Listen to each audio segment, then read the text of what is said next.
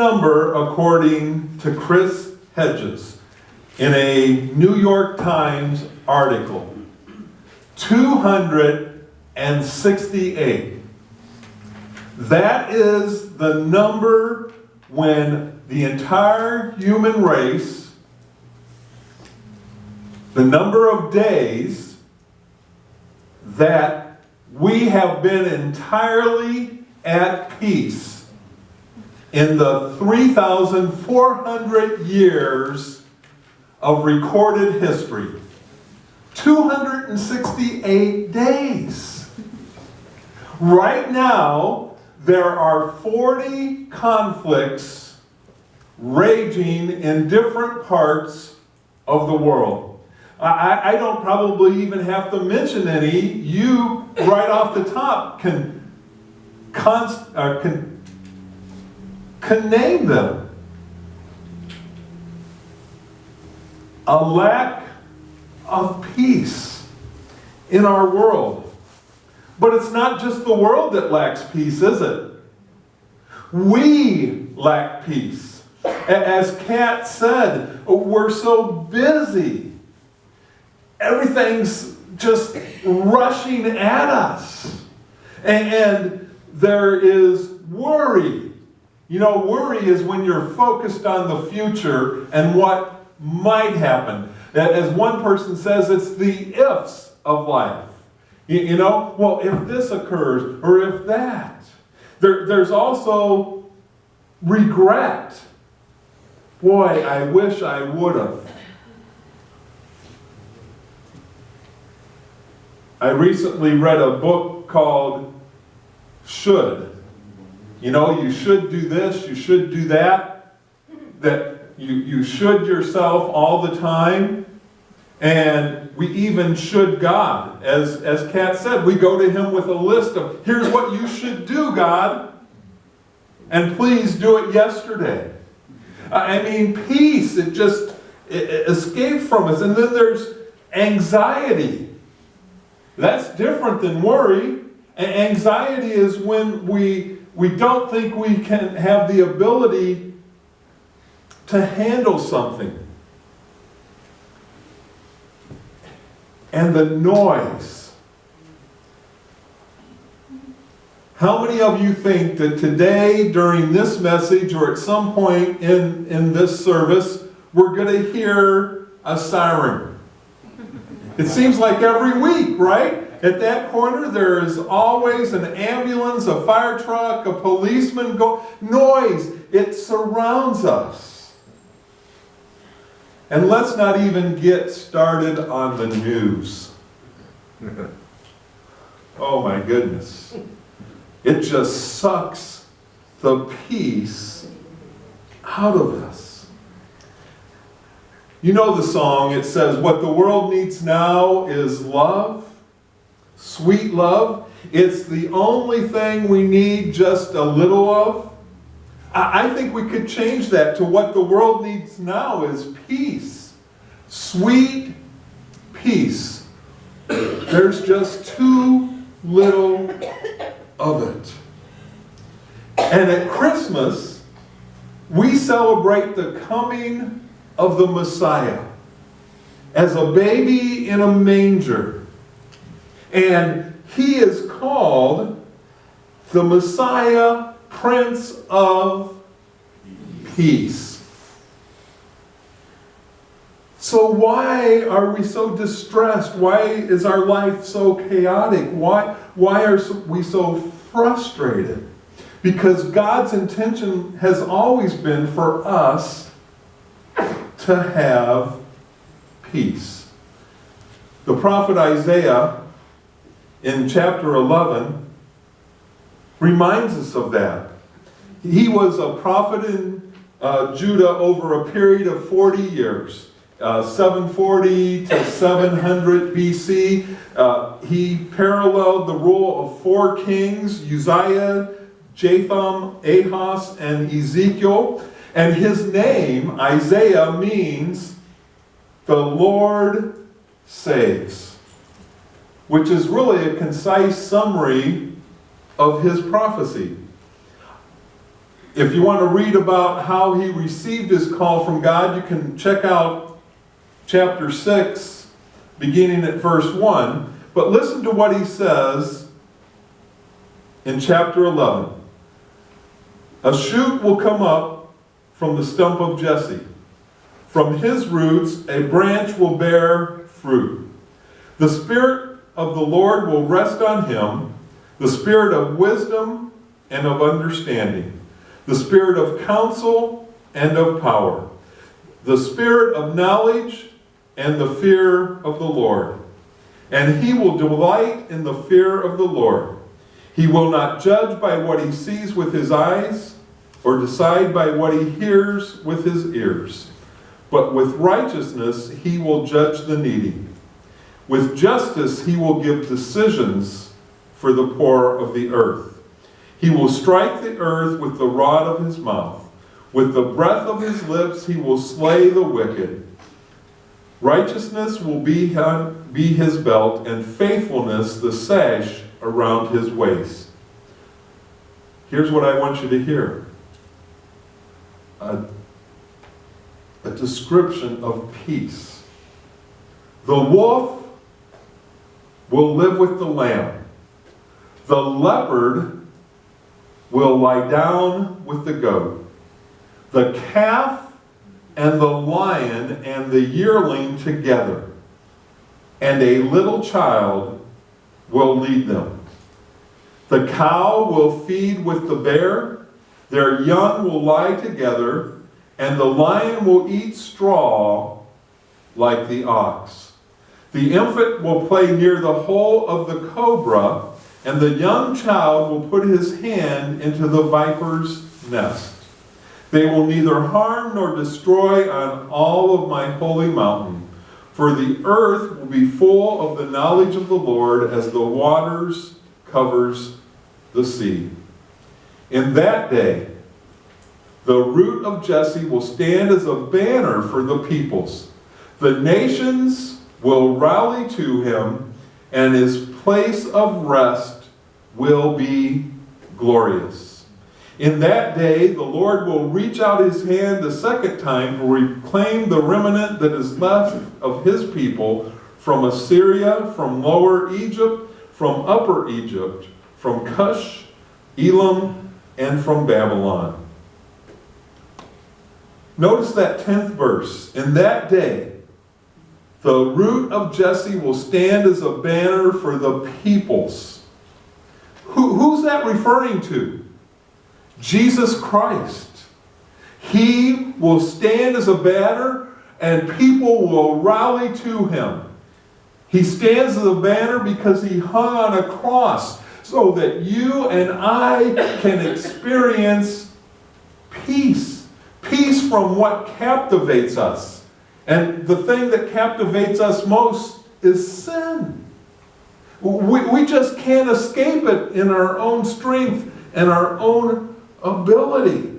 And it says, the nations will rally to him, and his place of rest will be glorious. Man, when you're at peace, you can rest, can't you? I remember in one of our churches there was a middle-aged man, and we had pews. You remember how comfortable pews are? Man, they're the most comfortable. I think most people would like to have them in their living rooms instead of recliners. And every day, Mr. Jacket would walk in every Sunday, and as soon as I got up to preach, he was asleep. I mean, he was asleep so bad that Chris, his wife, sometimes would have to elbow him because the snoring got so loud. And it really bothered me because I was a young I mean, man, am I that boring that they go to sleep in that uncomfortable pew?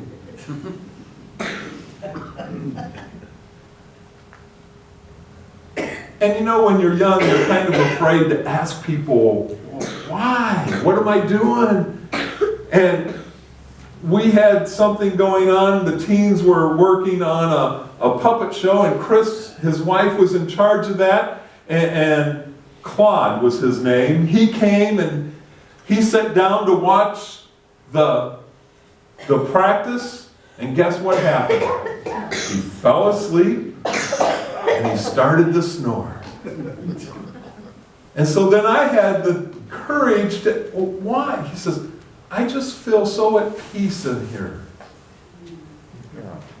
And isn't that the way it should be? That when we're in the presence of God and His people, that we have a peace that just overwhelms us and fills us, and not only fills us, but spills over into the lives of others.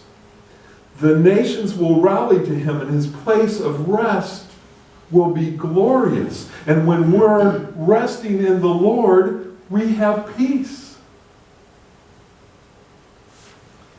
You see, Isaiah is saying, this is God's peace for us. The children of Israel were captives when Isaiah wrote to them. And they had been taken away from Israel. And they were discouraged. They were frustrated.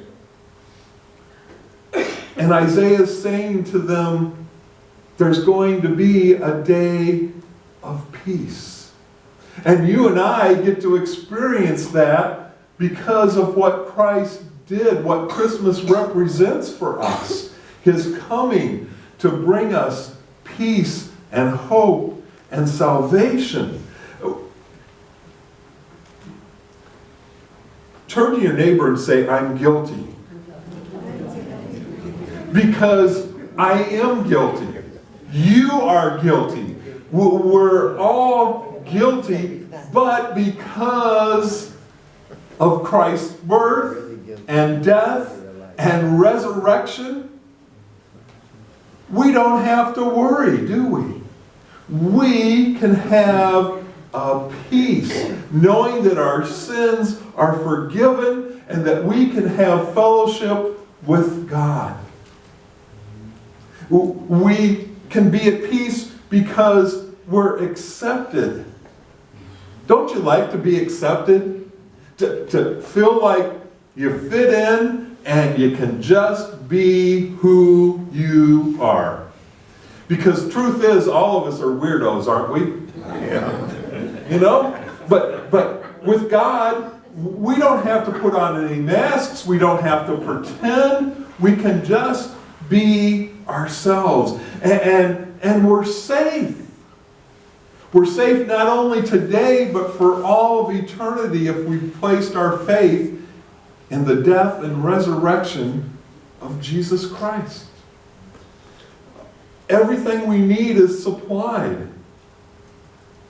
In Luke chapter 1, verse 79, this is Zechariah speaking about his son, John the Baptist.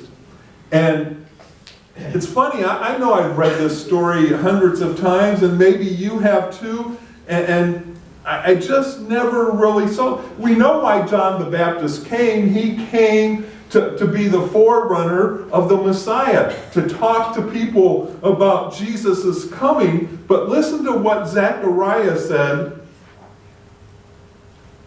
that he came to shine on those living in darkness and in the shadow of death, to guide our feet into the path of peace. You get that? John the Baptist came to show people the way to Jesus, and that is the path of peace. Jesus himself in Mark 34 was walking along, and a huge crowd was around him, and suddenly someone touched him, and the disciples said, "Oh, there's so many people. How in the world do you know that?" He says, "I know." And the woman comes forward and she says, "I did it." And he said to her, "Daughter, your faith has healed you. Go in peace and be freed from your suffering." That's why Jesus came, to give us peace, along with love and salvation. Jesus also said in John chapter 14, verse 27, "Peace I leave with you. My peace I give you. I do not give to you as the world gives. Do not let your hearts be troubled, and do not be afraid." I've said this a lot lately. If Jesus says something, we should believe him, right? I mean, how many people say that they're going to die, and then 3 days later I'm going to raise from the dead, and then they pull it off? And if he can say that and do that, then I believe when he says, "Peace I leave with you, my peace I give." I don't think Jesus was ever busy. I don't think he ever worried. I don't think he ever regretted anything. I don't think he let the noise overwhelm him. Don't you think Jesus was just really like chilled? You know?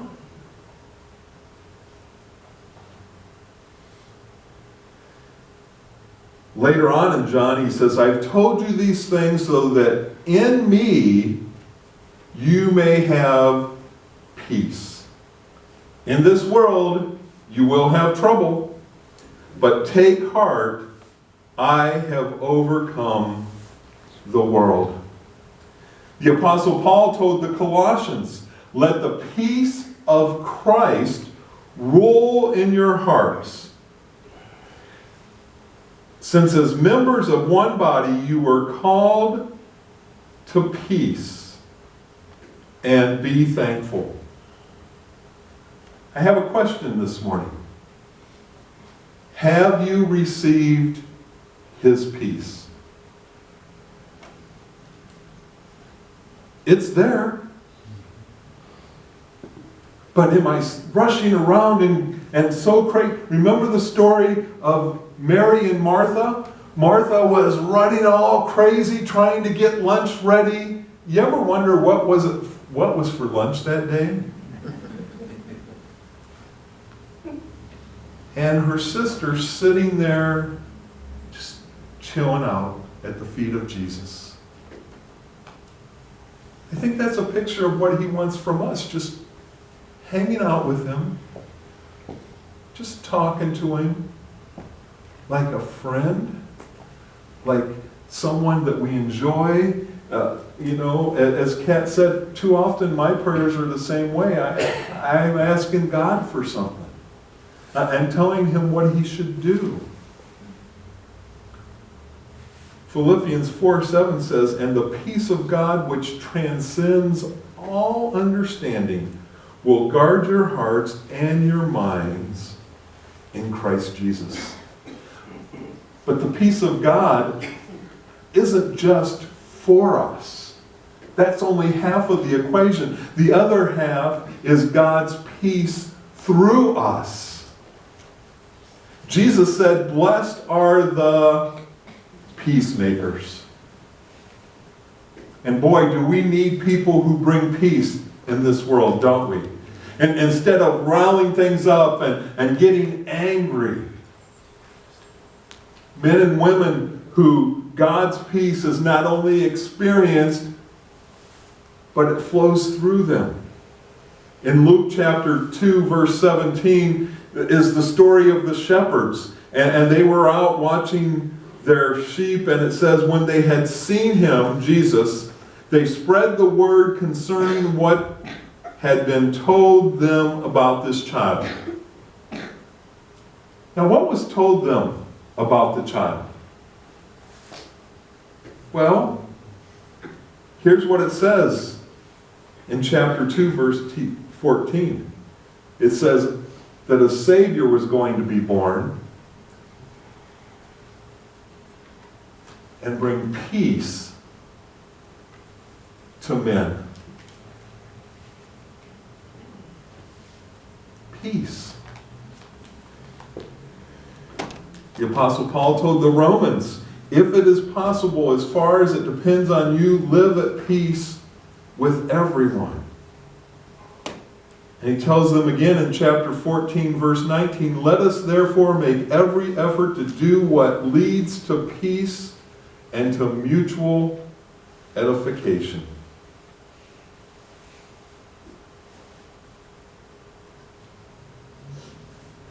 Listen again to what the angel said. "Do not be afraid. I bring you good news of great joy that will be for all people."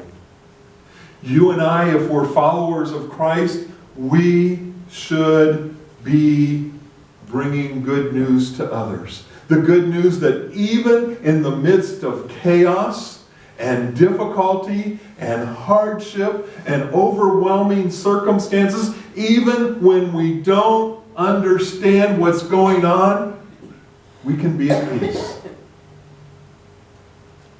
Because our peace isn't a result of our circumstances. Our peace is because of our Lord and Savior, Jesus Christ. It's not a result of what's happening on the outside. It's a result of who's residing on the inside. So have you received that peace today? And then are you allowing that peace to flow into the lives of others? Are you an example of peace? Almost to the point, some people are just so chilled that it's frustrating, isn't it? But we should be. Here's my prayer for each of us this morning. It comes from Romans 15:13. It says, "May the God of hope fill you with all joy and peace as you trust in Him, so that you may overflow with hope by the power of the Holy Spirit." Can you say that of your life? That you are filled with joy and peace as you trust in Him? And it overflows with hope. Hope for today, tomorrow, for all of eternity.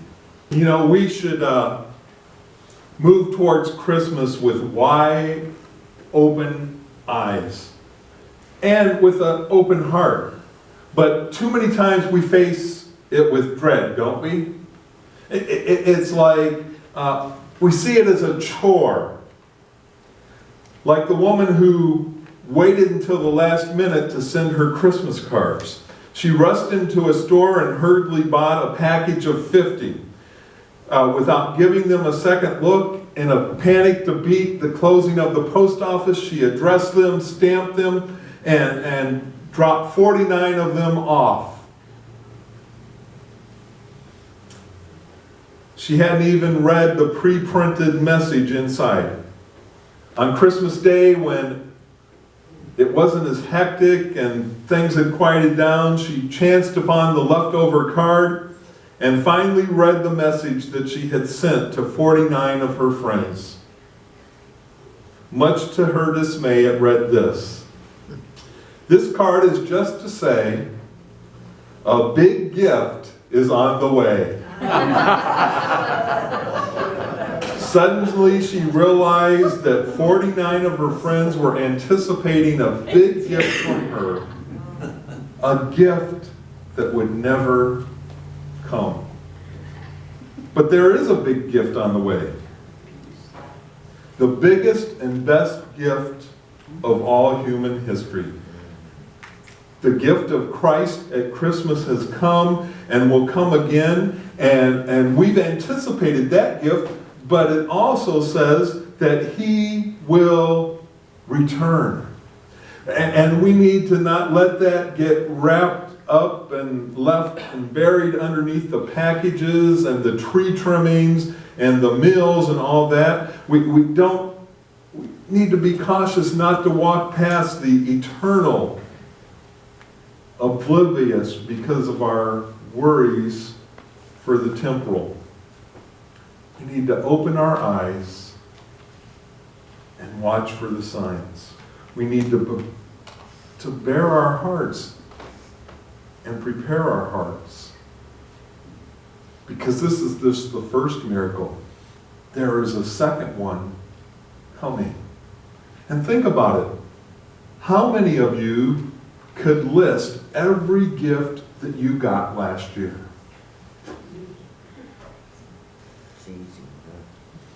I know, it's sad, isn't it? Listen to what Ed Stetzer says. In this time of waiting, patience is key. Oh, we need to get you some more gifts then. Guys, everybody bring Anne-Marie some gifts next week. Either that or she got really bad ones. You know, I remember a few of my Grandma King sent me, like when I was 14 or 15, and she got me a clip-on tie. And it was purple and avocado green, and it went to here, you know. But listen to what Ed Stetzer says. In this time of waiting, patience is key. We wait, but do so with great expectation, trusting that God will fulfill all of His many promises to us. As believers, we never fear. We do not lose hope, nor do we give in to discouragement, because we know how the story ends. Jesus, the long-awaited Messiah, is on the move. He came once, and He's coming again. Next week, we wrap up this Christmas series. Did you guys catch that? Wrap up. We're looking at joy to the world. You know, sin broke everything, causing all creation to groan. But Christmas gives us hope to persevere. Hope to see you next week. Let's stand for a closing.